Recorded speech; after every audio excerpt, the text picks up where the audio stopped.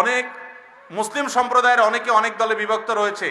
কেউ সালাতের পর সম্মিলিত মুনাজাত করে, আবার কেউ করে না। কেউ শবে বরাত পালন করে, আবার কেউ করে না। কেউ তারাবি 20 রাকাত পড়ে, কেউ 8 রাকাত পড়ে, ইত্যাদি কিছু বিষয়ে মত পার্থক্য আছে।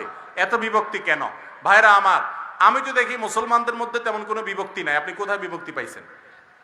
এই যে কয়েকটা বিষয় উল্লেখ করছেন, এই বিষয়গুলো ছাড়া বিভক্তি নাই এমন বিষয় শত শত না, হাজার হাজার। ঠিক না ভাই? ঠিক। নামাজ 5 ওয়াক্ত, এই ব্যাপারে কোনো বিভক্তি আছে? আল্লাহ এক, কোনো বিভক্তি আছে? আমাদের রাসূল এক, মুহাম্মদ সাল্লাল্লাহু আলাইহি সাল্লাম, এই ব্যাপারে কোনো বিভক্তি আছে? কিবলার দিকে নামাজ পড়তে হবে, এই ব্যাপারে কোনো বিভক্তি আছে? যোহরের ফরজ 4 রাকাত, বিভক্তি আছে? এইভাবে আপনাকে আমি 2-3 ঘন্টা টানা বলতে পারবো যেগুলোতে কোনো বিভক্তি নাই। আপনি তো 3-4টা বিভক্তি দেখা বলছেন, হ্যাঁ অনেক বিভক্তি হয়ে গেছে। সব মৌলিক বিষয়ে মুসলমানরা আল্লাহর রহমতে এক। শয়তান আমাদেরকে দেখায় যে আমরা এক একজন এক এক মতে। না, আমাদের মত পার্থক্য খুব অল্প কয়েকটা বিষয় নিয়ে, মেইন সব বিষয় আমরা এক। ঠিক না ভাই? ঠিক। এরকম ভাবে যখন ইতিবাচক ভাবে দেখবেন আপনি পজিটিভলি, তখন একে অন্যের সাথে কাছাকাছি আসতে পারবেন। একজন নামাজের পরে সম্মিলিত মুনাজাত করে, সেও আমার ভাই। আরেকজন করে না, সেও আমার ভাই। ঠিক না ভাই? ঠিক। যিনি সম্মিলিত মুনাজাত করতেছে তিনিও আমার ভাই, যিনি সম্মিলিত মুনাজাত করতেছে না তিনিও আমার ভাই। এবং দুই ভাই, মায়ের পেটের ভাই, সব বিষয়কে একমত থাকে? কোরআন হাদিস বুঝার ক্ষেত্রে আল্লাহ বিবেক, বুদ্ধি, মগজ সবাইকে সমান দিছে। হয়তো ওনারটা বেশি বা আমারটা বেশি, একজনেরটা বেশি আরেকজনেরটা কম। মায়ের পেটের ভাই যদি ভুল করে, আপনি কি তারে শত্রু বানান? শয়তান আজ আমাদেরকে শত্রু বানিয়ে দিয়েছে ভাইরা আমার। আমাদেরকে শয়তান মূল কাজ থেকে সরাইয়া দূরের কাজে রাখছে, আমরা একজন আরেকজনের পিছনে লাগছি। ভাইরা আমার, ইবলিস হলো আমাদের কমন শত্রু। কে আমাদের কমন শত্রু? আর ইবলিসের দোসর যারা ইসলাম বিদ্বেষী, ইসলাম মুসলমানদের শত্রু, তারা হলো আমাদের শত্রু। ঠিক না ভাই? ঠিক। আমরা তো মুসলমান, আপনিও নামাজি আমিও নামাজি। আপনার সাথে আমার নামাজের পদ্ধতিতে পার্থক্য আছে, আপনার সাথে আমার হয়তো দুরূদ পড়ার পদ্ধতি নিয়ে পার্থক্য আছে। একজন কিয়াম করেন, একজন করেন না, হোক, তারপরে সে ভাই আমার। ঠিক না ভাই? ঠিক। ভাইরা আমার, আব্দুল্লাহ জাহাঙ্গীর রাহমাহুল্লাহ একটা কথা বলতেন। তিনি বলতেন যে কোন মানুষ বেদাতে লিপ্ত হলে আমি মনে করি আমার ভাই ভুল করতেছে, আমার ভাই ভুল করতেছে, আমার ভাই ভুল করতেছে। আপনার ভাই যদি মদ খেয়ে রাস্তায় পড়ে থাকে, আপনি কি তাকে জিদ হবে, তার প্রতি আপনার দুঃখ হবে, কিন্তু আপনি কি তাকে শত্রু বানাবেন? মোটেই না। আপনি তাকে ওখান থেকে, মানুষের হাত থেকে, মাইরদের হাত থেকে বাঁচাই আনবেন। ঠিক না ভাই? ঠিক। সে মদ খাইছে, অন্যায় করছে, ভুল করছে, তারপরও সে আপনার ভাই। এই পরিচয়ের কারণে সিম্প্যাথি থাকবে।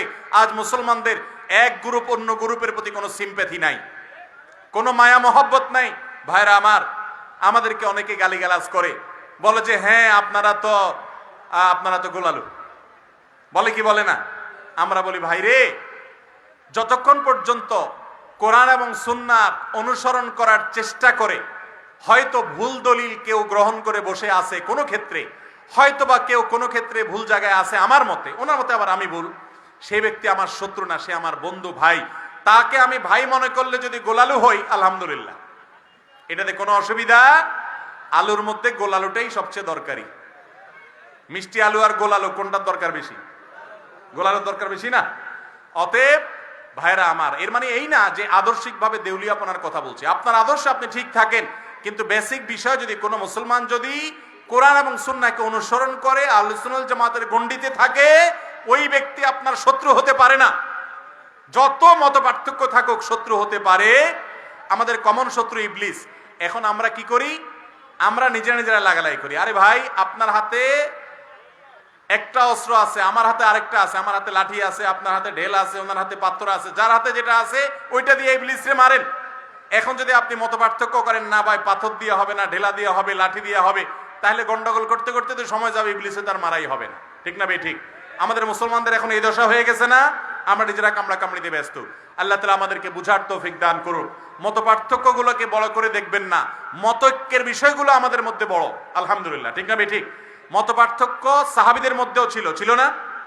সাহাবীদের মধ্যে মত পার্থক্য ছিল না? আরে এই বিতিরের নামাজ নিয়ে সাহাবীদের মধ্যে মত পার্থক্য ছিল, কিন্তু তারা কেউ কাউকে শত্রু বানান নাই। প্রত্যেকে যে যেটাকে সঠিক মনে করেছেন ওইটা অনুযায়ী আমল করেছেন।